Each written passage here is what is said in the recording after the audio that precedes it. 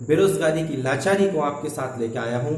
मैं चाहता हूं कि इस देश का युवा इस बेरोजगारी की लाचारी से कैसे जूझ रहा है। आज हम ये चाहते हैं, हमने माननीय प्रधानमंत्री नरेंद्र मोदी जी के लिए अपना प्रधानमंत्री नियुक्त किया।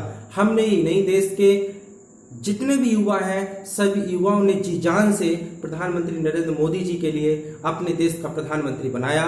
और वह इसलिए नहीं बनाया कि माननीय प्रधानमंत्री नरेंद्र मोदी जी आप अपने मन की बात कहते रहें। हमने इसलिए बनाया था कि आप अपने मन की बात नहीं, युवाओं के मन की बात को सुनेंगे, युवाओं के दुख दर्द को समझेंगे, युवाओं की समस्याओं को समझेंगे, युवाओं के बेरोजगारी को समझेंगे, युवाओं की लाचारी को समाप्त करेंगे, युवाओं के साथ हो रहे अन्य अत्याचार को रोकेंगे, युवाओं के साथ हो रहे अन्याय को रोकेंगे।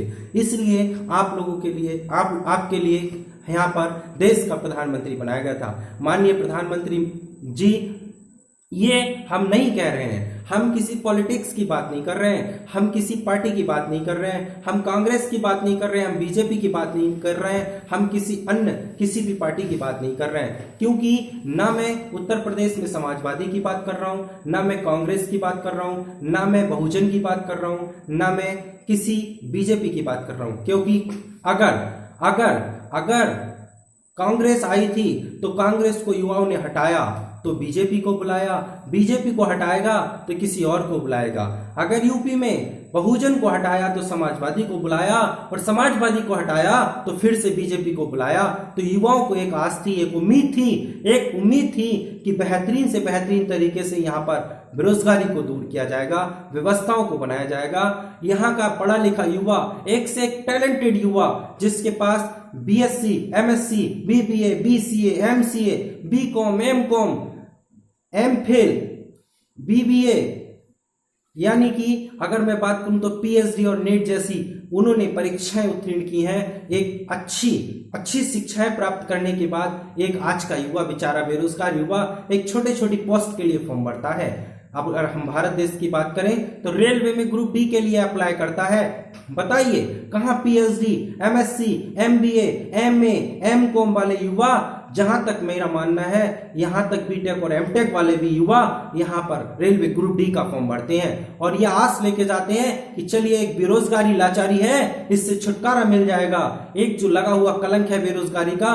वो धब्बा छूट जाएगा। लेकिन फॉर्म बड़ा उम्मीद से भरता है, उसके पूरे परिवार की जो निगाहें उस पर टिकी होती हैं कि चलिए फॉर्म भरा है, एग्जाम देगा। वो प्रिपरेशन करता है, रातों रात पढ़ता है, दिन रात पढ़ता है, ना जाने कितनी ट्यूशन सेंटरों पे, कोचिंग सेंटरों पे जाकर के पढ़ाई करता है। उसके बाद पता चलता है कि उसका तो अभी एडमिट कार्ड ही नहीं आया है, अभी परीक्षा ही नहीं हो रही है, परीक्षा हो गई तो पता चला रिजल्ट नहीं आ रहा है, रिजल्ट आ गया तो पता चला ज्वाइनिंग नहीं हो रही है। माननीय मोदी जी, आपसे हाथ जोड़ के ये विनम्र निवेदन है कि इस देश के बेरोजगार युवाओं के साथ हो रहे अन्याय को समाप्त करें। अपने मन की बात ना कहकर इस देश के युवाओं की बात को सुनिए। आप इस देश की युवाओं की बात को सुनिए, उनके साथ जो बेरोजगारी लाचारी बनी हुई है उसको हटाइए। आप समय से भर्तियां कराइए, समय से फॉर्म फिल कराइए, निर्धारित समय पर उनके एग्जाम कराइए, निर्धारित समय पर रिजल्ट आउट कराइए और निर्धारित समय पर ज्वाइनिंग कराइए। चाहे वो रेलवे हो, एसएससी हो, बैंकिंग हो, किसी भी सेक्टर की वैकेंसी हो,